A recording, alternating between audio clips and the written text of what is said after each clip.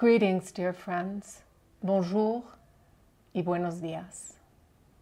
Today, above all, I want to give my condolences to those of you who may have lost a loved one in the pandemic.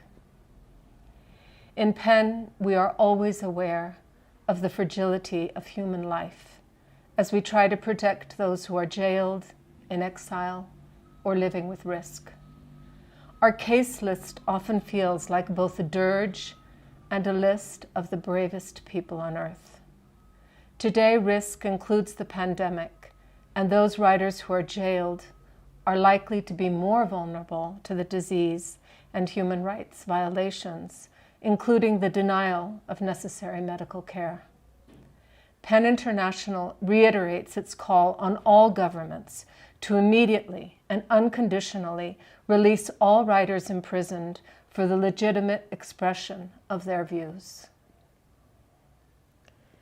I would also like to take this moment to honor Sir Ronald Harwood, Emeritus President of PEN International, who died this past September.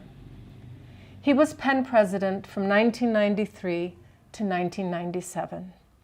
This means that Harwood headed PEN during the most difficult years of the Salman Rushdie fatwa and welcomed Rushdie to the Congress in Santiago de Compostela in 1993.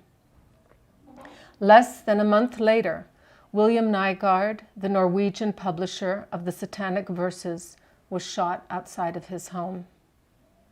To add to Harwood's PEN biography, I'd like to remember that he was also involved in the Ken Saro-Wiwa case, which still stands today as one of our most heartbreaking cases. Harwood was also president in June 1996, when 61 NGOs, 41 PEN centers, and 40 experts in linguistic rights from all over the world met in Barcelona to proclaim the Universal Declaration of Linguistic Rights. During these months, where one feels that nothing is happening and everything is happening, we spend our days social distancing, behind face masks, and missing the physical presence of so many of the people we love. I have thought about how the plague appears in both history and literature. The oldest known victim of a plague was found in the excavation of a Swedish tomb in 2018 and was discovered to harbor evidence of Yersinia pestis within the interred human remains. The estimated date of this individual's death belongs to the period known as Neolithic decline, about 3,500 years BC AD. In these days, many of us in PEN have been asked to write our experiences during this new plague. PEN Portugal, for example, has made a call for manuscripts toward an anthology. And no doubt, COVID-19 will play an important role in the literature of our times. In novels, plays, and poems, plagues appear everywhere. I'd forgotten until a few months ago, for example, that it is because of a plague that Romeo does not receive the letter, which will inform him that Juliet has not died, but has instead only taken a sleep potion. The plague Shakespeare refers to here was an Italian plague of 1630 in Lombardy and the Veneto, which killed over 280,000 people. The messenger who carried the letter cannot leave a city when it is suddenly placed under quarantine and no one is allowed to leave. Because of this, the tragedy of Romeo and Juliet and their inescapable fate unfolds.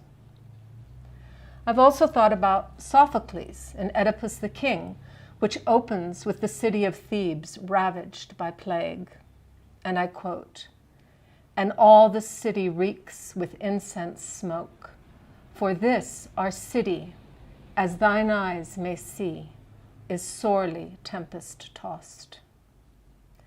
Homer's Iliad begins with a plague visited upon the Greek camp at Troy to punish the Greeks for Agamemnon's enslavement of Chryseis. The plague sets the tone of the book with these words. Rage, sing, goddess, Achilles' rage. So the god struck the Greek camp with plague, and the soldiers were dying of it.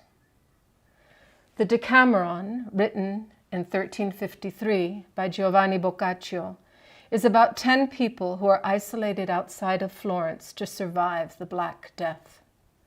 As time passes, these fearful souls take turns telling stories about love, morality, and power, and slowly reveal the lives that have been stopped because of the pandemic. The opening pages, the narrator asks, "What do we hear? What look we for? What dream we?" I'm asking myself these questions daily. In these months, many of us have also reread Albert Camus' The Plague, which I had read at university years ago and have not looked at since. In the book, one character says, "It's impossible it should be the plague. Everyone knows it has vanished from the West." Yes, everyone knew that, the character Dr. Rieu replies, except the dead. While these words are both ironic and ominous, this novel does not seek to fill us with fear. To the contrary, the book is about the need to console each other in our common sorrow. In the novel, the doctor, who takes care of patients infected by the plague, says, "This whole thing is not about heroism. It may seem a ridiculous idea, but the only way to fight the plague is with decency." Another character asks what decency is. "Doing my job," the doctor replies. In Penn, we understand this answer as we, like the good doctor, are doing our job, and it's the only decent thing to do. Thank you.